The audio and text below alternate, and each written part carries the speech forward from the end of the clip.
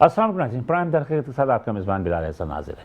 Nazir, simple सी बात यह है कि आज हमारे मुल्क को आज़ाद हुए 78 वर्ष हो गए। इन 78 वर्षों में हमने हमेशा ये सुना कि पाकिस्तान नाजुक दौर से गुजर रहा है, और अल्हम्दुलिल्लाह अभी भी जो हमारे जितने लोग हैं बड़े, जो मतलब ये कि करता धरता है, उनका ये कहना है कि पाकिस्तान बहुत ही नाजुक दौर से गुजर रहा है। इसमें कोई शक नहीं कि पाकिस्तान की नाजुक दौर की इब्तिदा जो है 1971 से हो गई थी, जब रूस अफगानिस्तान में आया और वहाँ पर जहाद शुरू हुई। पाकिस्तान की इकनॉमी जो है वो बहुत ही अबतर हो गई, दहशतगर्दी का उरूज हुआ। उसके बाद आहिस्ता आहिस्ता 1979 से लेकर टिल 2025 तक हम देख रहे हैं कि दहशतगर्दी का अंसर, जिसकी वजह से पाकिस्तान की सियासत और पाकिस्तान की मईशत दोनों ही जो है वो उससे नुकसानदेह हुई साबित हो रही हैं।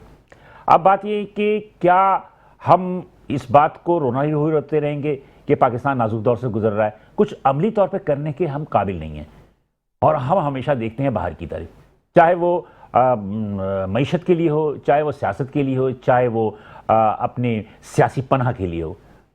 सियासी पनाह के लिए भी है, वो भी हम बाहर जाके लेते हैं। तो सवाल ये पैदा होता है कि हम हर चीज़ के लिए बाहर की तरफ देखते हैं। तो क्या आज मईशत की दुरुस्तगी के लिए हम जो इक़दाम कर रहे हैं, जो मौजूदा हुकूमत कर रही है, मैं समझता हूँ कि 1960 की दिहाई में अय्यूब खान साहब की दौर था, जो फील्ड मार्शल अय्यूब खान साहब ने जो उस ज़माने में सनतों की बहाली के लिए किया, आज वही बेस की वजह से पाकिस्तान सर्वाइव कर रहा है।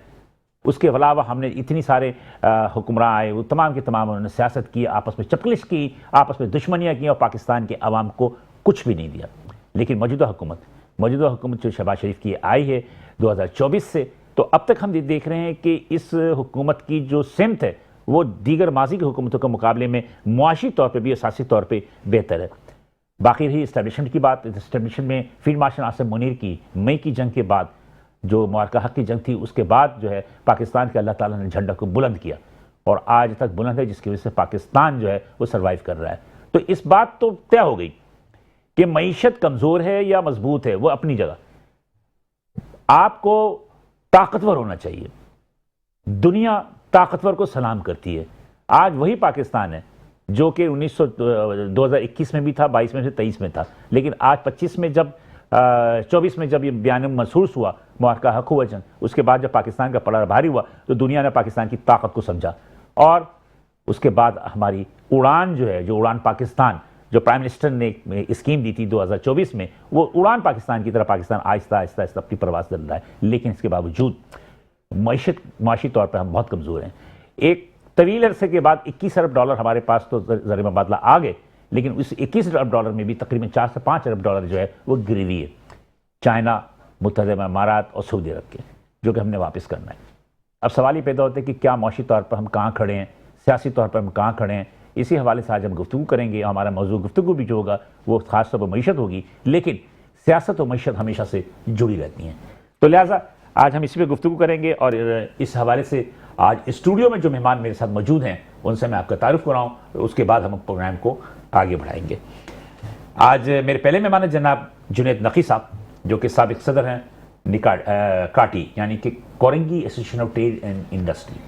ये जुनैद नकी साहब हैं। थैंक यू जुनैद नकी साहब। बहुत शुक्रिया सर। और मेरे दूसरे मेहमान हैं जनाब हफीज़ अजीज़ साहब। हफीज़ अजीज़ साहब सदाबहार शख्सियत हैं, अक्सर मेरे प्रोग्राम में देखते रहते होंगे, लेकिन ये है चीफ हैं PCLC, यानी कि पुलिस चैम्बर लाइसेंस कमेटी, उसके चीफ हैं। ये कराची चैम्बर ऑफ कॉमर्स से हैं, ताल्लुक़ रखते हैं इनका, और इंडस्ट्रियस्ट हैं। अपनी जो गुफ्तगू है उस पर काफ़ी दस्तरस रखते हैं, काफ़ी ज़्यादा इनके अंदर एक नॉलेज भी है मईशत के हवाले से। तो थैंक यू हफीज़ जी साहब। क्या आजकल जो है शादियों का सीज़न चल रहा है, उसके बावजूद आप लोग मेरे साथ बैठे हैं यहाँ पे, तो इसके लिए ख़ास तौर पर शुक्रिया सर। ख़ास तौर पर शुक्रिया। जुनैद नकी साहब सर, बहुत सारी मतलब कि दरिया का बहुत सारा पानी गुजर गया आपकी सदारत के बाद, काटी के बाद। इकराम साहब भी आए थे जी, सब कुछ हुआ, लेकिन बात वही होती है कि हर आदमी जो है वो खुल कर नहीं बोलता। हर आदमी लगी लपटी बोलता है, और फिर बाद में जाके वो प्रेस कॉन्फ्रेंस करते हैं, प्रेस रिलीजेस भेजते हैं कि जनाब ये चीज़ें कम है, हुकूमत को ये इक़दाम करना चाहिए, हुकूमत को ये इक़दाम करना चाहिए। तो क्यों, वजूहत क्या है? क्या गवर्नमेंट आप लोगों की सुनती नहीं है? बिस्मिल्लाहिर्रहमानिर्रहीम। अच्छा सर, देखिए ऐसा नहीं है कि गवर्नमेंट नहीं सुनती, लेकिन गवर्नमेंट कब सुनती है ये देखिए आप। आप हम बहुत ज़्यादा दूर की बात नहीं करते, माजी करीब की बात करते हैं कि हमें जो है वो FBI ने 37AA 37BB जी। वो जो है वो शिक़े दी और बड़ा कराची चैम्बर के अम्ब्रेला तले हम सातों एसोसिएशन जमा हुए और हमें हड़ताल की कैफियत पैदा जी, एक दिन की हड़ताल भी हुई थी। जी, हड़ताल हुई और उसके बाद जाके जी वो फिर फेडरल जागा और फिर बैठ के मामला तय पाए। तो वो खत्म हो गया या सस्पेंड हुआ? जी, वो सस्पेंड हुआ। वो सस्पेंड हुआ कानून का, क्योंकि वो एक चीज़ जब कानून का हिस्सा बन जाती है तो उसके लिए फिर दोबारा से आपको जो है वो तरामीम जो है वो जिस तरह से पास कराई गई थी उसी तरह उसको ड्रॉबैक भी इसी तरह से, विड्रॉ भी उसी तरह से कराया जाएगा। तो ऐसा नहीं है कि नहीं सुनती, कुछ जगहों पे हमें जो है वो मुत्तहिद होकर ज़्यादा आवाज़ बुलंद करनी पड़ती है। कुछ सेंसिटिव ऐसे इशू हो जाते हैं कि जब आप ज़्यादा गर्दन दबाते हैं तो फिर तकलीफ़ ज़्यादा हो जाती है। लेकिन अब अगर हम बात करें मईशत के ऊपर कि जी कहाँ इस वक्त कि जो इक़दाम हमें ज़रूरी हैं और 1.5 साल हो गया तकरीबन सब मिलकर मुत्तहिद होकर इसके ऊपर बात कर रहे हैं। वो सबसे पहले वही कि जी, और ये बात जो है अब आपको मिल गई है फ्रॉम द हॉर्सेस माउथ, जो SIFC के जो कोऑर्डिनेटर हैं जनरल सरफराज, उन्होंने पाकिस्तान बिजनेस काउंसिल में खड़े होकर बात कर रही 2 चीज़ों के ऊपर कि एक तो टैक्सेशन का निज़ाम जो है बहुत पेचीदा है, उसको सहल होना चाहिए। दूसरा जो टैरिफ्स हैं वो दुनिया में और रीजन में हम अगर कहीं से भी कंपेयर करें तो इस वक्त हम सुपर टैक्स 61% और 64% तक पहुंच गए हैं, जो कि आपके जो बहुत करीबी ममालिक हैं जहां आपको फैसिलिटेशन है, 1 विंडो और ईज़ ऑफ डूइंग है, आप इंडस्ट्री जाके लगाते हैं तो 6 से 9% पे आपको इंडस्ट्री लग सकती है। लेकिन जी हम मुहिब्बे वतन लोग हैं, हम चाहते हैं यहाँ काम करें, तो आप टैक्सेशन की पॉलिसी नरम करिए, नंबर 1। नंबर 2, जब हमने ये बात करी थी 1.5 साल पहले, जिस मीटिंग का मैं हवाला दे रहा हूँ, आप सबको पता है, नाजरीन को आप, कि जी उस वक्त बात की गई थी कि जी सिंगल डिजिट में आ जाएगा इंटरेस्ट रेट। बिल्कुल, आज तक भी नहीं आया। चीफ साहब की मुलाकात हुई थी, उसमें ये वादा किया था चीफ साहब ने। दो मुलाकातें हुई बैक टू बैक 40 दिन के अंदर, और उन पे दोनों में ये उन्होंने कहा कि जी ये अगले, यानी कि पहले क्वार्टर में 25 के फर्स्ट क्वार्टर में, आज हम 26 के फर्स्ट क्वार्टर में हैं, कि ये हो जाएगा काम। लेकिन वो अभी तक 6% पे नहीं आया। हम 6% से 7% की डिमांड कर रहे हैं रीजन में जो है। हमने कहा कि जी हमें एनर्जी जो है वो आप जो है वो आज भी आप देख लीजिए 13 सेंट उन्होंने वादा किया था हमसे कि 13 सेंट आपको 30 जून से पहले हो चुका। नहीं, मेरे समझ से शायद ये तो वादा था कि 9 सेंट तक जो है वो कह रहे थे कि हम कर सर 30 जून 13 सेंट, आज हम 17 सेंट पे खड़े हुए, और अगर उसको पाक रुपये में देखेंगे तो आपके नाजरीन समझ सकते हैं कि फ़र्क क्या है। फ़र्क क्या है, बिल्कुल 4 सेंट का फ़र्क 4 रुपए का नहीं है, ज़्यादा का है। तो बहरहाल ये ऐसी चीज़ें थी जो आपको एक्सपोर्ट में फैसिलिटेट करती, एनर्जी प्राइस भी आपका जो है वो दूसरा पॉलिसी रेट भी और टैक्सेशन पॉलिसी। उसके साथ आप बात करते हैं हम अमन आमा की, तो हम देखते हैं कि मुल्क में भी, एक इंटरप्ट कर दूं जी, ये अच्छी चीज़ नहीं कि वज़ीर तवानाई ने ऐलान किया कि 6 महीने तक गैस की कीमतें जो है वो मुंजमद रहेंगी। बिल्कुल, हम अप्रिशिएट करते हैं जी, पूरी बिजनेस कम्युनिटी ने उसको अप्रिशिएट किया है। और देखिए, आप ये देखिए कि बिजनेस कम्युनिटी से एक चेयरमैन लेकर आए हैं आसिफ इनाम साहब को, तो देखिए आपको रिजल्ट पहले दिन ही मिल गया, खुशखबरी पहले दिन ही चेयरमैन बन गए ना वो, मुझे आपको खुशखबरी पहले दिन ही मिल गई। ये बड़ी बात है कि 6 महीने के लिए मुंजमद कर दिया। तो देखिए पॉलिटिकल स्टेबिलिटी की बात करें, हमें लगता है 27वीं तरमीम के बाद के इस मुल्क में पॉलिटिकल स्टेबिलिटी रहेगी। अभी हुकूमतें आगे पीछे कहीं नहीं है। आपको अमन की जो सूरत हाल है कराची में वो बेहतर से बेहतर होती जा रही है। आप देखें बतदरीज, हम इसको अप्रिशिएट करते हैं, और जो मसाइल हमें अमन के हवाले से आए उस पर भी फ़ौरन सुनवाई हुई। आपने देखा पहला दिन था आज़ाद खान साहब का, उन्होंने नोटिफिकेशन निकाला, टास्क फोर्स बनाई, DIG साहब ने उसकी मीटिंग कर ली। जो हमारे लेबर आउटफिट्स का इशू है, जो हमें आन के दरवाजे पे झंडा पार्टियां जो ब्लैकमेल कर रही हैं, फ़ौरन सारे काम होने शुरू हो गए। नतीजा निकलते हुए टाइम लगेगा, जो काम करने के हैं। देखिए, मैं अपने बचपन से देखता आया हूं कि उस वक्त बहुत तशहीर होती थी आबादी के कंट्रोल के ऊपर। इस वक्त हमें बहुत बड़ा बहरान है, हमारी आबादी जिस तेज़ी से बढ़ रही है, हमारे पास ना वसाइल हैं और ना हो। नफ़ी साहब, एक बात तो तय कर लीजिए कि मुस्तकबिल में जिस मुल्क की आबादी ज़्यादा होगी वो सबसे बड़ा सुपर पावर होगा। चले ये देख लीजिए, इंडिया का चाइना से पाकिस्तान से लेके जो है तनाज़ा था, लेकिन जब अमेरिका ने टैरिफ लगाया तो इंडिया और चाइना जो है उन्होंने हाथ मिलाने की कोशिश की कि दोनों मिलके तकरीबन 2.5-3 अरब रुपए की आबादी बन रहे थे। एक बड़ी मार्केट थी। आपके सारे मुस्लिम कंट्री इंडिया को इसलिए तरजीह देते हैं कि बड़ी मार्केट, यूरोप कंट्री इसलिए तरजीह देती है बड़ी मार्केट, तो कहना ये है कि मेरा कि मैं आपकी बात से इत्तेफाक ठीक है, सर ग़िज़ाई ठीक है, अजनास लेकिन के जो हालात- पैदा होता है वो अपना रिस्क खुद लेकर आता है। बेशक की बात सही है। इसमें हम आप तो कोई दखल दे ही नहीं सकते, लेकिन बहरहाल एक जिंदगी के 2 ही बच्चे सबसे अच्छे। तो आज देखें चीन की हालत क्या है, जापान की हालत क्या है, कि सबसे ज्यादा बुढ़ों की आबादी है जापान में, कि जवानों की तादाद कम हो गई इसी कंट्रोल की वजह से। कौम को काम पे लगाया हुआ है, मर्द और औरत बराबर काम करते हैं, कोई तफरका नहीं है। आपके वो यहाँ अलग सिर्फ कहानी है। 5% जो है वो आपकी 51% फीमेल पॉपुलेशन में सिर्फ 5 से 6% खवातीन वर्कफोर्स में है। वो भी किस तरह है आपको बताएं। देखिए, खवातीन की वर्कफोर्स की बात होती है, वो तो कहानी एक लंबी है, उस पर हम एक अलग प्रोग्राम करेंगे खवातीन वर्कफोर्स पे। उसमें ये है कि कुछ हमारा इस्लामिक कंट्री है, इस्लामिक कंट्री की वजह से कुछ क़ुयूद हुयूद हैं, जिसकी वजह से हम थोड़ा सा वो हो जाते हैं। वरना आप चाइना चले जाएं, जिसे अरब है, तो हर काम औरत नहीं कर सकती। बांग्लादेश और इंडोनेशिया आपसे ज़्यादा मुसलमान नहीं हैं, लेकिन ये कि उनका कल्चर है, उनके यहाँ खवातीन बहुत काम करती हैं। हमारे खवातीन खेतों में काम करती हैं, नहीं करती, पहाड़ों में चले जाएं वहाँ भी काम करती हैं गिलगिस्तान में। जी हफीज़ साहब, बड़ी खामोशी से हमारी गुफ्तगू सुन रहे थे आप, क्या तूफान छुपा है अंदर? मैं सिर्फ कोई तूफान तो नहीं छुपा हुआ। हाँ मैंने कहा आप शायद लॉ एंड ऑर्डर पे पूछेंगे। हाँ, नहीं, मैं तो ये कह रहा क्या तूफान छुपा हुआ है? तूफान बड़ा अच्छा लग रहा है, इसलिए कि अभी तो खैर बहुत बड़ा कार्रवाई की थी सीडीडी ने, कि जो बल्दिया में उन्होंने धमाका खेज वो जो मवाद को पकड़ा, अगर नहीं पकड़ते तो क्या हाल होता? सर ये भी है। फिर आप देख लें कि जब से हमारे ज़ाहिर पुलिस डिपार्टमेंट में चेंजिंग्स हुई हैं 1 तारीख से, और इससे पहले आपको पता है हम ज़्यादा परेशान थे। गुलाम नबी साहब के दौर भी में कर रहे थे। नहीं, गुलाम नबी साहब मेमन साहब ने बड़े अच्छे काम जो पाइपलाइन में छोड़े थे, जावेद ओडो साहब उसको देख रहे हैं और हालात कुछ बेहतर नजर आ रहे हैं।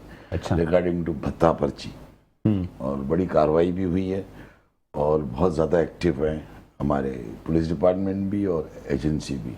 और हमें उम्मीद है कि इंशाल्लाह ताला, क्योंकि हमें बड़ा फीलिंग हो रहा है और लोगों से जो बात होती है, ज़ाहिर है आप पता है कि जब कोई प्रेस कॉन्फ्रेंस हो या कोई जाता है डेलीगेशन आईजी साहब के पास या मैंने सीएम के पास, तो उसके बाद एक्शन होने लगा है और नज़र आ रहा है। कल भी मेरी बात हुई है ओल्ड सिटी एरिया के लोगों से, तो उन्होंने कहा कि यार जब से आपने मतलब हमारे जब जावेद विवानी साहब आईजी साहब के पास गए थे, इसके बाद प्रेस कॉन्फ्रेंस हुई थी आबाद के साथ हमारी, मैंने आबाद ने की थी, मैं भी गया हुआ था उसमें, उसके बाद से बड़ा फ़र्क नज़र आ रहा है। और मतलब वहाँ से साइलेंट हो गए जो बैठे हुए हैं ईरान के अंदर, कि वो कुछ अरसे के लिए रुक गए हैं। अब क्या पॉलिसी है क्या नहीं है ये नहीं तो रेड पता। वारंट इशू हो गया? क्या कह रहे हैं, क्या हो गया? रेड वारंट इशू एक हुआ है, जो लेटर जो जाना था, जो पाइपलाइन में जाना शुरू हो गया, वसीउल्लाह लाखों का जो है, वही मैं पूछा। हाँ, वो जाहिर है कि उन्होंने हमारे इंटीरियर मिनिस्टर साहब ने लिख दिया है, इंशाल्लाह ताला बहुत जल्द इशू हो जाएगा और उस पर कार्रवाई भी होगी और थोड़ा बेहतर लगता है पहले से। मतलब आप ये समझते हैं कि अमन की सूरत हाल बेहतर है? पहले से बेहतर है। अच्छा, मुझे भी महसूस होता है, ऐसी बात नहीं है। और स्ट्रीट क्राइम्स में भी थोड़ी कमी जी है। जी, कमी स्ट्रीट क्राइम्स में, अच्छा, स्ट्रीट क्राइम्स की कमी में खुद थोड़ा सा फख्र ये पड़ा कि अफगान महाजरीन का जब से कैंप वैम्प खत्म हुआ है ना, अफगान महाजरीन वगैरह जब गए, उसकी वजह से भी स्ट्रीट क्राइम में कुछ कमी आई है। बिलाल भाई, एक्चुअली अफगान महाजरीन आप सही कह रहे हैं। ये जो लोग थे ज़्यादातर जो है ना, ये हमारे कराची के शहर से थोड़ा सा बाहर, यानी आप वो शहर तो है हमारा, बट जैसे सुपर हाईवे साइड इधर उधर जो था, वहाँ थोड़ा सा हालात इनकी वजह से ज़्यादा ख़राब थे।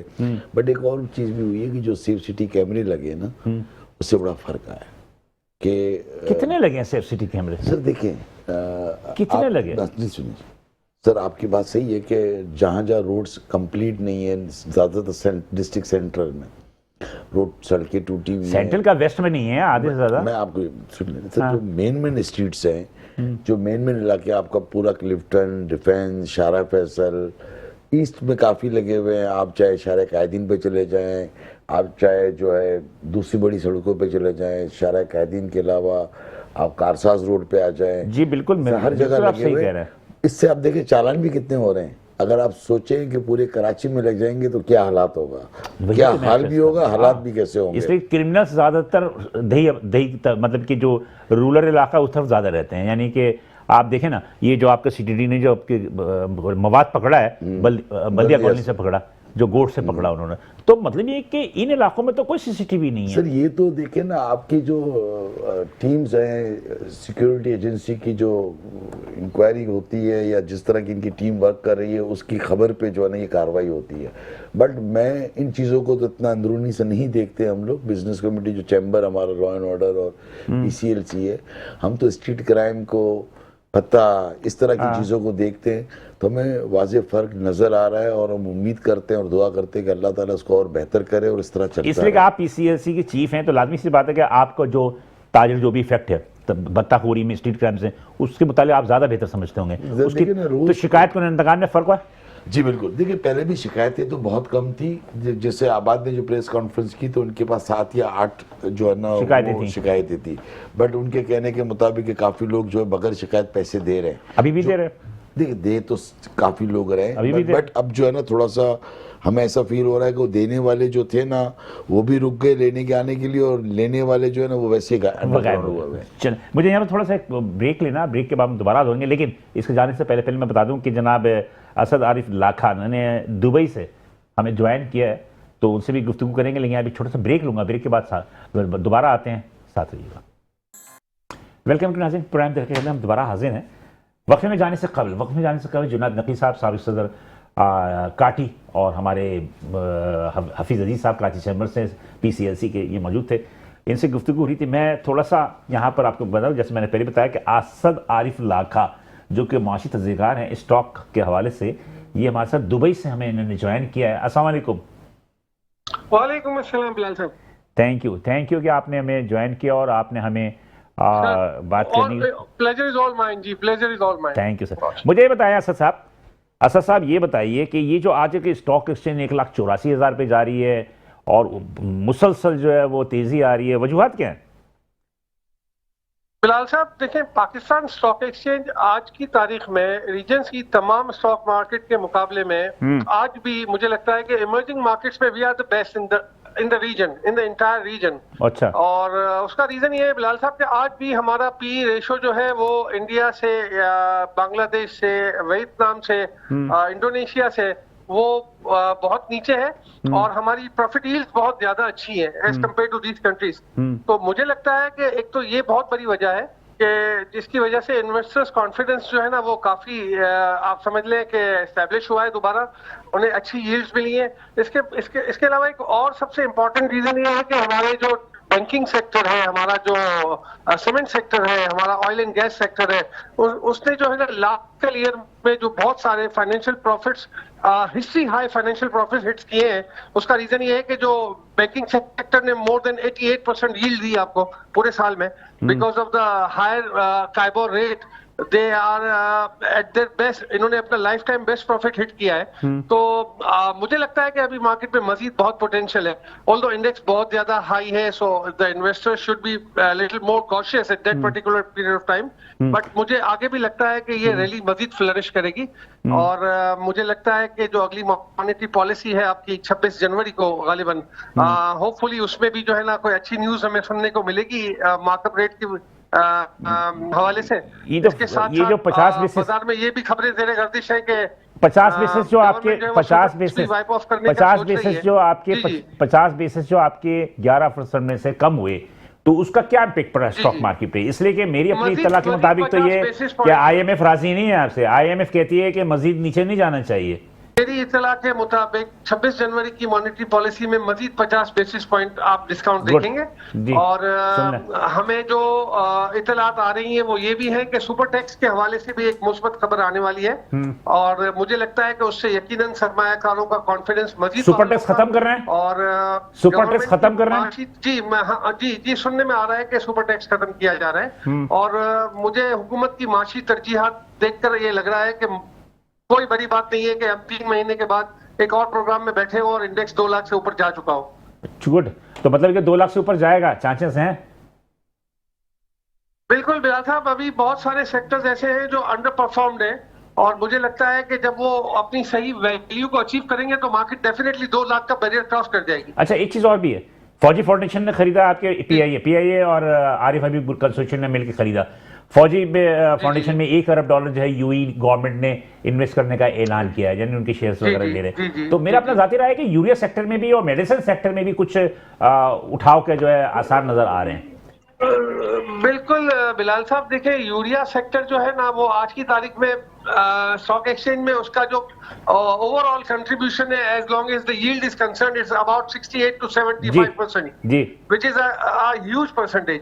और ये जो फौजी फर्टिलाइजर है या जो ये पीआईए की निष्कारी हुई जी। है, उसने एक चीज कि हमारी माशी तरक्कियात में प्राइवेटाइजेशन है, और जिस तरह से मुशीर बनाए अपना ये जो आपके प्राइवेटाइजेशन के मुशीर है मोहम्मद अली साहब, और खुद वजीर मौसूफ ने फरमाया है कि हम अगले 3 माह में मजीद स्कोर्स और पाकिस्तान री इंश्योरेंस की प्राइवेटाइजेशन की तरफ जा रहे हैं। अगर ये प्रोसीजर, ये प्रोसेस इसी तरह स्मूथली चलता रहा तो आई एम वेरी श्योर के कॉन्फिडेंस ना सिर्फ बात ये असद साहब मेरे साथ काटी के chairman, colony association trade industry की चेयरमैन साहब नकी साहब बैठे हैं, पीसीएलसी कराची चैम्बर ऑफ कॉमर्स के हफीज अजीज बैठे हैं। इनको बड़ा कंसर्न है कि तमाम शुरा को मेरी तरफ से सलाम। वालेकुम अस्सलाम। तो कुछ पूछना चाहेंगे आप लोग? मेरी तरफ से सर कोई सवाल नहीं है। अगर हाफिज साहब जी, कैसा लगता है आपको कराची और पाकिस्तान, हमें थोड़ा सा प्रॉब्लम ये नजर आता है कि कराची में इंफ्रास्ट्रक्चर, लॉ एंड ऑर्डर की सिचुएशन बेहतर होने तो लग रही है। कराची अगर फास्ट ट्रैक पे चले तो पाकिस्तान फास्ट ट्रैक पे तरक्की नहीं करेगा। हम इंडस्ट्री को देखें तो हमारी एक चीज कि हमारी टेक्सटाइल स्पिनिंग यूनिट जो है वो बहुत परेशान है। इसके लिए कोई आपके जहन में सजेशन आता है कि इसको कैसा करा? हफीज भाई बिल्कुल वजह फरमा रहे हैं आप। कराची का इंफ्रास्ट्रक्चर आज हमारी माशी तरक्की में एक बहुत बड़ी रुकावट है। कराची दुनिया के चंद उन शहरों में शामिल है जहां अल्लाह ताला ने कुदरती बंदरगाह अता की हुई है, और पाकिस्तान का सबसे ब्लू आइड और अर्निंग सिटी है वो कराची है। जो सलूक इसके साथ किया जा रहा है वो किसी भी तरह से नहीं मैं यहाँ तस्दीक कर दूं, मैं यहाँ सब तस्दीक कर दूं कि कल आज ही की बात है कि चीफ मिनिस्टर में फ्रंटियर वर्क्स एसोसिएशन के साथ एक मीटिंग की है और कराची के लिए 84 बिलियन रुपीस, 84 अरब रुपए जो है लगाने का ऐलान किया है। बिलाल हसन साहब, ऐलानात पहले भी होते रहे, but action speak louder than words. मेरा ईमान है कि काम करके दिखाया जाए। ऐलानात इससे पहले भी बहुत हुए हैं, लेकिन इस शहर को हमेशा से नजरअंदाज किया गया है। अच्छा, आखिरी सवाल है, मैं ये पूछिए कि ये स्टॉक एक्सचेंज ऊपर जा रहा है, 1,84,000 पे चला गया, सब कुछ हो गया, ये धोखा तो नहीं है ना? बिलाल साहब देखें, इसलिए क्या पाकिस्तान के, कराची के और पाकिस्तान के अवाम ने बड़े धोखे खाए हैं माजी में, तो इसलिए मैं कह रहा हूँ कि भाई अवाम को बताइए, अवाम सुन रहे हैं आपको, अवाम आपको सुन रहे हैं जो स्टॉक एक्सचेंज के शेयर्स खरीदना चाहते हैं, कि भाई ये ट्रू है, धोखा तो नहीं है ना? देखिए बिलाल साहब, stock exchange is on the progressive track since last almost good 26 months now. तो अगर तो ये धोखा होता तो अब तक ये बलून, ये बबल कब का ब्लास्ट हो चुका होता। बट हमें वाज़े तौर पे नजर आ रहा है कि हमारी माशी तरजीहात बदल चुकी हैं। हम IMF से जिस तरह से हमारी नेगोशिएशंस हो रही हैं, हमारी प्राइवेटाइजेशन हो रही है, और पॉलिटिकली हम एक माशी इस्तेकाम के साथ साथ एक सियासी इस्तेकाम भी नजर आ रहा है। बिल्कुल सही कह रहे हैं। मुझे लगता है कि ये किसी भी लिहाज से फ्रॉड नहीं है।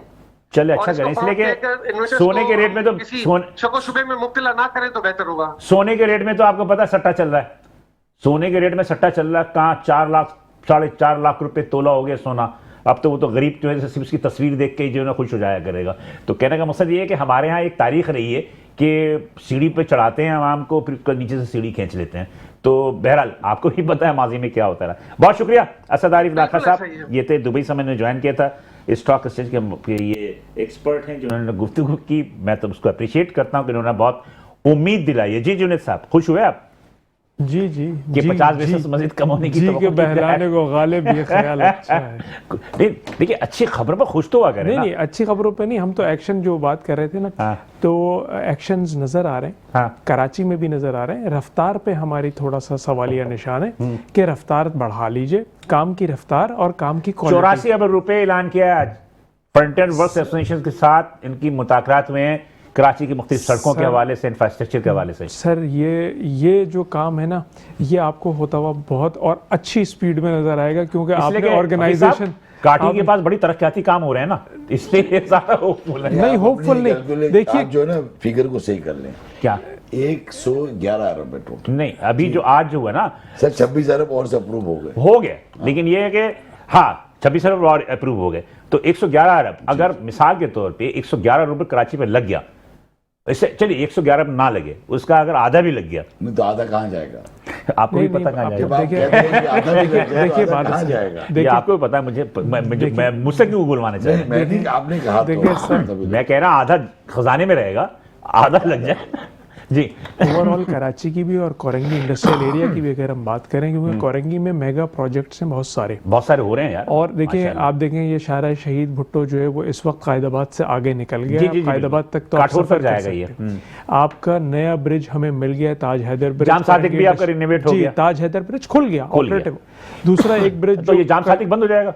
ये नया, ये तोड़ रहे हैं और बना रहे हैं नया, और ये मतलब भी बड़ी स्पीड से मतलब बन रहा है। ये डबल ट्रैक हो जाएगा? ये येलो लाइन क्योंकि आ रही है अच्छा, आगे, अच्छा, अच्छा। जो कि 21 किलोमीटर तवील है, दाऊद वो चौरंगी उसके से लिए नुमाइश तक उसकी आनी है। गुजरगाह होगी। तो उसकी गुजरगाह भी ये नया ब्रिज जो है वो ताज हैदर ब्रिज या जाम सादिक पुराना, जो नया नाम अब पता नहीं क्या रखें, जो भी, ये येलो लाइन की गुजरगाह भी होगी। साथ साथ कयूमाबाद कॉजवे जनवरी में आपको इंशाल्लाह जैसे नजर आ रहा है, अभी कारपेटिंग हो गई है, कयूमाबाद से क्रॉसिंग तक का ब्रिज स्टार्ट होने जा रहा है। नहीं, एक तो वो आपका जो कॉजवे, उस कॉजवे के ऊपर से ब्रिज बन रहा था ना? नहीं, देखिए एक है इंडस्ट्रियल एरिया ब्रिज, हाँ। एक है जो आप कयूमाबाद चौरंगी से आबादी की तरफ जाते जी जी, हैं। मैं समझ गया आपकी वो बात। भी इंडस्ट्रियल एरिया को, क्योंकि वहाँ हाँ, कोरंगी क्रीक बिल्कुल। का बहुत बड़ा इंडस्ट्रियल एरिया, बहुत बड़ी पॉपुलेशन आपकी स्कूल और कॉलेजेस की आती है रोजाना वहाँ का नया ब्रिज भी स्टार्ट होने जा रहा है। साथ साथ आपका वाटर ट्रीटमेंट प्लांट का जो है वो तो मेरे ख्याल में बड़ा पुराना मंसूबा है, वो तो नहीं होता सर, नजर ये वो नहीं है, ना ये- साइट एरिया में हुआ, ये- ना कोरिंगी में हुआ। ये दूसरा है, ये TP4 है। मैं यही कह रहा था, TP4 है। ये TP4 है। मैं विजिट कर चुका हूँ ना, TP1 भी, TP2 भी, TP3 भी सब कर चुका हूँ। मुझे एक बात बताइए, ये जो पानी का प्रॉब्लम है आपके इंडस्ट्रियल एरिया में, कि ये रिसाइकिल होकर आप इसको इंडस्ट्री में क्यों नहीं इस्तेमाल करते? TP4 सर रिसाइकलिंग के लिए ही है। TP4 का प्रोजेक्ट है ही रिसाइकलिंग के लिए, कि पानी रिसाइकल करेंगे और फिर इंडस्ट्री को सप्लाई करेंगे, और ये पब्लिक प्राइवेट पार्टनरशिप Partnership में की है। तरह, और इसका जो है वो बेड़ा उठा लिया एक कंपनी ने, टेलटेक के नाम से कोईती कंपनी है। उन्होंने जो कुछ 2-3 बड़े प्रोजेक्ट किए हैं, जिसमें वो जो थरकोल को जो पानी दिया जा रहा जी, है, जी। उसी कंपनी के इश्तराक से दिया जा रहा है, उसने इसका बेड़ा उठा लिया। तो प्रोजेक्ट्स हो रहे हैं, कोरंगी में भी हो रहे हैं और कराची में भी। हमें थोड़ी सी जो चैलेंज है, और हम कहते भी हैं और फिर बैठते हैं और समझते हैं, और फिर हमें सर हिलाना पड़ता है कि जी इतने मसाइल, जी 78 साल के मसाइल, जी मसाइल को अब छोड़ें, अब हल करने की बात करें तो रफ्तार थोड़ी ज़रा सी स्लो है, जिसको बढ़ाने की ज़रूरत है। साथ साथ हफीज़ साहब ने भी ये बात कही कि जी आधे पैसे क्यों और इधर उधर हो जाएंगे। ये बहुत बहुत नाइंसाफ़ी की और गलत बात है कि जी ये पैसा आवाम का पैसा है, ये आवाम के ऊपर। तो अब जो ये 84 अरब जिस ऑर्गेनाइजेशन के इश्तराक से खर्च होंगे ना, मेरा गुमान ये है कि जी आपको कराची पे ही लगे हुए नज़र आएंगे, इसलिए कि आपने इसकी ये न्यूज़ क्लिपिंग देखी है। जी जी बिल्कुल। SIFC इसके अंदर जी, जी। इन्वॉल्व है, PCIC जो प्रोविंशियल कोऑर्डिनेशन का जो इदारा है और जो परफॉर्म कर रहा है, हम 2 साल से जा रहे हैं, उसमें देख रहे हैं कि वाकईतन ये इदारा बहुत संजीदा है कराची में। हमारे यहाँ सबसे हफीज भाई सबसे बड़ा एक मुश्किल बात ये है कि मुज़ाकरात बड़े होते हैं, टीवी पर फुटेज चल जाती है कि हाफिज अजीज भी बैठे हुए हैं, CM भी बैठा हुआ है, सब बैठे हुए हैं, और अब ये हो जाएगा वो हो जाएगा, होता कुछ भी नहीं। सर एक्चुअली ये जो आज मीटिंग हुई है ना, और जो आपको मैंने कहा 26 अरब और ये FWO के साथ। हाँ। FWO, तो उसमें जो प्रोग्राम किया गया है वो ये है कि FWO लोकल गवर्नमेंट यानी मेयर साहब जी जी जी, और सिंध गवर्नमेंट, ये तीनों इस पे प्रोजेक्ट पे अलग अलग काम करेंगे। यानी अब बंटवारा होगा कि ये आपने बनाना है, ये आपने बनाना है, ये आपने बनाना है। इसमें कुछ अंडर पासिस भी हैं, कुछ मेन सड़कें भी हैं, कुछ अंदर की भी इस टारगेट पे सुना एयरपोर्ट पे वो फ्लाईओवर भी बना रहे हैं। फ्लाईओवर भी बनेगा। सर ये 111 अरब जो है, अब क्या ये 1 साल में ख़त्म करेंगे तो दूसरा लेंगे? तो ये करने के लिए हो सकता है कि इन्होंने FWO को और सबको कहा कि अलग अलग बने, बट मुझे लगता नहीं है। आप देखें ना मीना बाजार वाला अंडरपास कितने साल हो गए। सुना है ये पब्लिक प्राइवेट पार्टनरशिप पे हैं सारे। बिलाल भाई, हमें ऐसा फील होता है कि जिस तरह काम करना चाहिए, नकी भाई ने जिस तरह कहा, वो स्पीड स्लो नहीं है, स्लो कर रहे हैं। दूसरी बात ये कि जितना स्लो करते हैं इनको पैसा ज़्यादा बचता है। आपने बंद बातों में कह दिया कि आधा कहाँ जाएगा। हम खुला कहते हैं कि आधे से ज़्यादा ये खुद रख लेंगे, रखेंगे ही ना।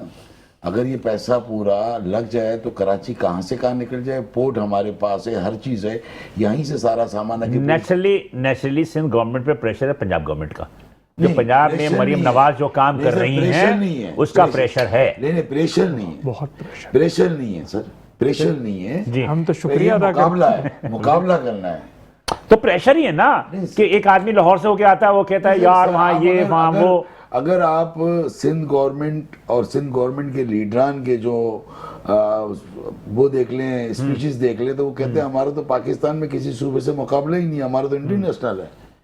तो इंटरनेशनल इनको देखे, कराची को आके दिखाए कैसा है, हॉस्पिटल दिखा दे कैसे। देखिए आप अगर बात करते हैं ना, ठीक है, लाहौर, देखिए पंजाब की बात अलग है, मैं यहाँ पर बहस नहीं करना चाह रहा। मैं नहीं कर पंजाब में भी सिर्फ लाहौर है, ये पूरा पंजाब सिर्फ लाहौर ही है। जो लाहौर में तरक्की है वो आपको तरक्की जुनी पंजाब में नजर नहीं आता, वो आगे जाएंगे, बहुत सारी ये लंबी बहस है, बात वो नहीं है।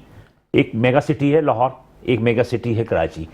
जो फैसिलिटीज लाहौर में आपको मिल जाते हैं अब, जो पहले कभी कराची में अवेलेबल थे, तो वो लोग एक एहसास कमतरी का सवाल छोटा सा पूछ लूं आपको, जी, आपने जी, मेगा सिटी दोनों का कहा, लाहौर को और कराची, आपको क्या लगता है कराची बड़ा है लाहौर बड़ा है? कराची बड़ा। तो फिर क्यों अंदर ज्यादा काम नहीं हो रहा? नहीं लाहौर के मुकाबले आप बात यही तो मैं कह रहा हूं आपसे कि कराची में बराबर तो नहीं है। 111 अरब अगर आज अप्रूव हुए हैं, 111 अरब अप्रूव हुए हैं, तो ये प्रेशर है पंजाब का। पंजाब का प्रेशर नहीं है, पंजाब से मुकाबला है। अरे सर जी, मुकाबले पंजाब में कराची बहुत उनकी पीछे है। कारकर्दगी का प्रेशर हाँ। है, मैं ये कहना चाह रहा हूं, पंजाब का नहीं कि Actually उनकी लोग कारकर्दगी का कहने प्रेशर लगते हैं है कि जी। पंजाब की जिस तरह की गवर्नमेंट हाँ। लाहौर पे खर्च कर रही है, हाँ। इस तरह यहाँ पे क्यों नहीं हो रहा? बात ये है ना कि देखें, सबसे बड़ी बात ये है कि चूंकि इंडस्ट्रियल सिटी है ना, ये इंडस्ट्रियल सिटी है, तो इंडस्ट्रियल सिटी में तो कहते हैं कि जनाब अली के आपके किस तमाम चीजें जो हैं वो बेहतर होना चाहिए बनस्बत लाहौर के। आपका आप एक बात बंदरगाह भी बताइए, आज आप वफाकी वजीर आए, आज वफाकी वजीर कल गए थे ना जो अपना अनवर साहब, उन्होंने कह दिया भाई कि केपीटी की जमीनें जो है हमारे अपने लोगों ने कब्जा किया, अब हम आपको ऑफर करते हैं कि आप आके सरमायाकारी करें। मुझे ये बताइए कि कोरंगी के अंदर इंफ्रास्ट्रक्चर बेहतर है बनिस्बत साइट वाले ओल्ड साइट एरिया? कोरंगी ज्यादा बेहतर है। मैं यही कह रहा हूँ, कोरंगी तो वहाँ ज्यादा पे तो पुरानी इंडस्ट्री है जी, बहुत चलो, बड़ा इलाका मैं है, वो इसकी बात, नहीं हो रहा। उसकी वजह यह है कि वहां साइट लिमिटेड है, सरकारी इदारे की कब्जा है, यहाँ पे सरकारी इदारे का कब्जा नहीं है। मैं यहाँ पे एक छोटा सा ब्रेक लूंगा, ब्रेक के बाद दोबारा हाजिर होते हैं। नाज़रीन, हम गुफ्तगू सिलसिला जारी रखेंगे, साथ रहिएगा।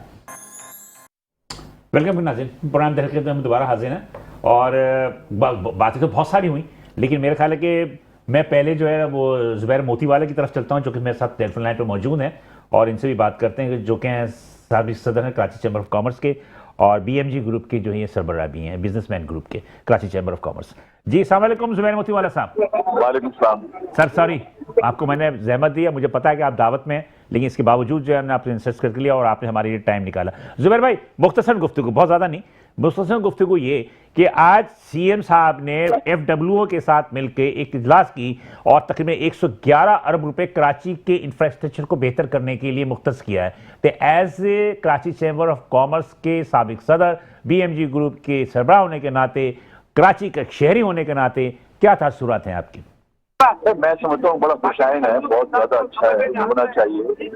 अगर कराते हैं तो मेरे ख्याल डेवलपमेंट का काम ज्यादा बेहतर तरीके से होगा। तो दूसरा, खाली इनको नहीं दिया, सारे इंडस्ट्रियल एरिया जो आपकी जी जो है ना 9.8 दिया जी जी, तो वो मेरे समझता हूँ एक तरह की जो है एक नई रविश चली है कि आप लोग जो है ना इंडिपेंडेंटली पैसे दे रहे हैं ताकि वो अपने रोड अपने खुद बनाए, और जब भी जो है वो तकरीबन इंडिपेंडेंट जैसा ही है। तो मैं समझता हूँ it's good thing to happen, और कराची के लिए और कराची की यूटिलिटी के लिए, कराची की तमाम इंफ्रास्ट्रक्चर के लिए बहुत अच्छी बात है।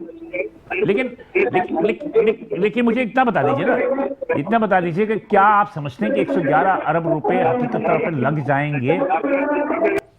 देखिए मैं एक बात बताऊं आपको, कराची जितना खराब हो गया ना, हाँ, तो 100 अरब रुपए भी कम है, तो 12 अरब तो बिल्कुल कोई चीज नहीं। बिल्कुल। लेकिन वो जो है ना ऊँट के मुंह में जीरे वाली बात है, ये तो इतना ही है। लेकिन आपको एक दफा जब शुरू हुआ एक चीज तो हम उसको आगे बढ़ेंगे ना इसके अंदर। जब आपको शुरू है 12 अरब का क्या रिजल्ट आता है, फिर दूसरे होंगे, फिर तीसरे होंगे। हमको जो गवर्नमेंट ने कहा है वो ये कहा है कि आप इसको ये 6 महीने में सारे आप इस्तेमाल करें पैसे, और हम आपको जुलाई के अंदर दूसरे देंगे। ये हमारा सिस्टम जारी रहेगा और हमको इंडिपेंडेंटली जो है खर्च करने के लिए दिया हुआ है। तो मेरे हिसाब से तो जिस डायरेक्शन को मैं देख रहा हूँ वो खुशाइन है, और मैं सिंध गवर्नमेंट मुबारकबाद भी पेश कर। दूसरी बात यह कि गैस की कीमत 6 महीने के लिए मुंजमद कर दी है वफाक हुकूमत ने। सर ये उल्टा है, ये जो है ना मेरे हिसाब से बिल्कुल जो है ना ये हमारे खिलाफ है ये बात। क्यों? तो ये कि जब उन्होंने फ्रीज कर दिया, इसको कम करने की बात थी जी, प्राइम मिनिस्टर के लेवल पे बात हुई थी कि इसको कम करेंगे, तो उन्होंने फ्रीज कर दिया। फ्रीज करने का मतलब ये जब कम नहीं हो सकते, ना बढ़ सकते, ना कम हो सकते, ये तो कम होने चाहिए। दूसरी तरफ उन्होंने ये काम किया है कि RLNG की जो दे रहे थे वो 10% मिक्स कर रहे थे। अभी जो बिल आया है हमको इस महीने का, उसमें 20% कर सीधे 350 रुपए जो है ना वो बढ़ गए। तो वो तो उल्टा बढ़ गए हैं पैसे, और वो दूसरी तरह से बढ़ाते हैं। RLNG का मिक्सचर और ब्लेंड ऑफ RLNG और पता नहीं क्या क्या नाम के साथ ये चीजें ये करते हैं। हम तो ये फ्रीजिंग वाला मैंने तो स्टेटमेंट भी दिया है, तो इसका मतलब वफाकी हुकूमत ने स्कैम कर दिया। सॉरी, वफाकी हुकूमत ने आप लोगों के साथ स्कैम कर दिया ना। नहीं, स्कैम भी वही एक तरह से उन्होंने बोला भाई, तो आप देखें ना अच्छी खबर लगती है ना, आप इसको अच्छी खबर के तरह से देख रहे हैं। दुनिया का तारीफ कर हमारे हिसाब से जो है ना, हमने आप इंडस्ट्री चल नहीं रही, अपने दामों को कम करना था। दाम कम करके हम बात कर सकते ना, उससे अलावा तो नहीं कर सकते। तो दाम को कम करना चाहिए, आप कम करने की जगह उसको फ्रीज कर दिया तो मतलब कम नहीं हो सकते। ठीक है, चले इसमें आप मजीद भी गुफ्तगू करेंगे। सर थैंक यू, आप एंजॉय करें, दावत को एंजॉय करें। मैं आपकी दावत को खराब नहीं करना चाह रहा, सियासी बातें करके मेरा अपना ख्याल है कि उनको एंजॉय करने दें। जी नकी साहब, आप क्या कहेंगे कि गैस की जैसे उन्होंने बात की, एक्सटेंडेड विंटर है और इसमें आपको पता है अप नॉर्थ जो है ना वो हमेशा से तकलीफ होती है जब विंटर्स आते हैं। जी मुझे पता है। तो इस पर जब एक बात हो रही थी कमी की, लेकिन आपको पता है कमी करना इस वक्त रेट दे रही है इंडस्ट्री, उसने जो है वो एक तरह से इसको कॉम्प्रोमाइज़ कर लिया है। तो हालत मजबूरी इसलिए कि कम से कम ये 3 महीने, क्योंकि एक्सटेंडेड विंटर है, नज़र आ रहा है कि मार्च तक सर्दी रहेगी, तो कोई बढ़ाने से बेहतर है कि इसको अभी यहाँ पे ये 3 जी बिल्कुल था। तो इसलिए जो है वो लोगों ने, अब जुबैर भाई का नैरेटिव है, डेफिनेटली इनकी नज़र है और ये यही कह रहे हैं कि जी बात तो हो रही थी कमी की और आपने मुंजमद कर दिए। तो इंडस्ट्री ने कम से कम ये कहा है कि चलिए 3 महीने के लिए जान तो छोटी को बढ़ाने, 3 महीने के लिए कम से कम उनको ये था कि बढ़ ना जाए। हम बात कमी की कर रहे हैं, लेकिन ये कि उल्टा और रोजे गले ना पड़ जाएं, बात कमी की कर रहे हैं, वो तो करते ही हैं डेफिनेटली, जहां ज्यादा है वहां कमी की बात होती है। तो ये अच्छा, वो इसलिए कह रहे हैं ना कि ये हफीज अजीज साहब और जुबैर मोतीलाल दोनों का टेक्सटाइल सेक्टर से वास्ता है, और टेक्सटाइल सेक्टर में सबसे ज्यादा पानी और एनर्जी की जरूरत ज्यादा होती है, तो उन्हें ज्यादा महसूस होता है। जी कैप्टिव चलता ही गैस से। वही मैं कह रहा हूँ, लेकिन कैप्टिव पावर पे भी तो मेरे ख्याल में कोई पाबंदी वगैरह लगी है ना। देखिए पाबंदी है, लेकिन टेक्सटाइल सेक्टर में फिर भी कैप्टिव, अब क्योंकि लोगों ने जो है वो शिफ्ट होना शुरू किया, तो इसलिए लोड शेडिंग जो पहले गैस की हो रही थी वो अब नहीं हो रही। जी हफीज भाई, आप क्या कहेंगे? नहीं सर, लेकिन टेक्सटाइल इंडस्ट्री की बरामदात तो नहीं बढ़ रही सर। देखें 2021 सारे फैसिलिटी के बावजूद, जो 2021 में हमारा था $19.5 अरब का, आज हम 16-17 अरब पे 16-17 पे बैठे, और 2021 से आज 2025 क्रॉस कर चुके हैं। हम उसको भी बीट नहीं कर सके 2021 को भी। अच्छा, तो क्या वजह? जो लास्ट टाइम में एक्टेमा से फिगर आई थी कि $6 अरब का इजाफा हुआ है। नहीं, पहले 2021 में 19.5 अरब थी, 2023 में जो है वो 16 कुछ हुई, 2025 में 17 कुछ हुई, मतलब उसके अभी तक बराबर भी नहीं है। आज ही सारी रिपोर्ट्स आ रही थी। और दूसरी बात ये, गैस के अंदर 3 महीने के लिए, जैसे नकीब भाई ने कहा, गैस 3 महीने मिलती कहाँ है, सर्दियों में वैसे ही शॉर्टेज होती है। और आप यकीन करें कि लोग मजबूर हो गए हैं कि अपने बॉयलर वगैरह जो है वो लकड़ी पे जाने, कोयले पे जाने के लिए। तो ये चीजें हम क्या पता है, कोई लकड़ी पे आप जला तो रहे हैं, वो भैंस कॉलोनी वालों ने एहतजाज किया, नहीं सर, कह रहे हैं कि उनके भैंस के खाने के भूसे होते हैं, आप उसको जला के आप अपना काम कर रहे हैं। नहीं तो इस तरह की बिलाल भाई बहुत प्रॉब्लम्स हैं इंडस्ट्रियल एरिया में। आप जाएं, आप लोगों से पूछे, फिक्स करने का मतलब ये नहीं है हम तो उम्मीद लगा के अब ये कल को ये कह दें कि हमने 1 साल के लिए काबुल फ्रीज कर लिया, तो हमें तो फील्ड मार्शल साहब ने कहा था ना कि हम इसको सिंगल डिजिट पे लाएं। सिंगल, तो अब अगर आधा ये उन्होंने जैसे कहा कि 50 बेसिस करेंगे तो भी तो 10 पे ही आएगा ना, सिंगल डिजिट तो फिर भी नहीं होगा। तो ये जो फास्ट टेक पे जाने का मतलब ये है कि इंफ्रास्ट्रक्चर साथ ही कैबो वगैरह आपको इंटरेस्ट रेट कम करना पड़ेगा तो ही उड़ान पाकिस्तान बन सके, सही। वरना नहीं मैं बनेगा। आखिरी मिनट है, इसमें मैं आखिरी में पूछना चाह रहा हूँ कि पहली बात तो ये बताइए कि वफाकी वजीर साहब ने आप लोगों को इन्वेस्टमेंट करने की ऑफर दी है काटी में, KPT की वो वागुजार पे भी ज़मीनी पर, आप लोगों का क्या मौक़िफ़? देखिए, हम में से ही हमारे साथियों में से जो बात की गई, ठीक।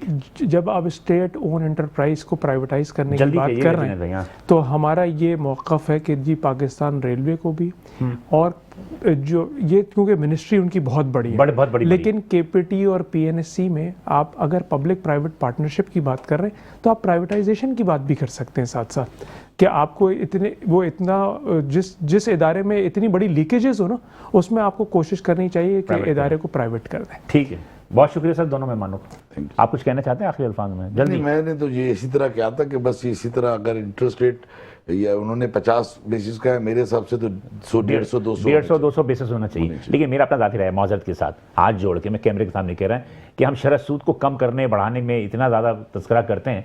मैं तो समझता हूँ कि सूद के बिना जो है वो बिजनेस होना चाहिए और सूद जो है वो नफ़ा नुकसान की वजह, और ये शरह सूद पर नहीं होना चाहिए। लेकिन बहरहाल अब इसकी जानिब भी जो स्टेट बैंक ने एक कमेटी बनाई हुई, अल्लाह करे देखें कब फैसला होता है और रबा फ्री जो इकोनॉमिक जो है हमारी वो होगी। बहरहाल अल्लाह करे। बिलाल हसन को इजाज़त दीजिए, इंशाल्लाह कल आपसे दोबारा इसी वक्त मुलाकात होगी। अल्लाह हाफ़िज़।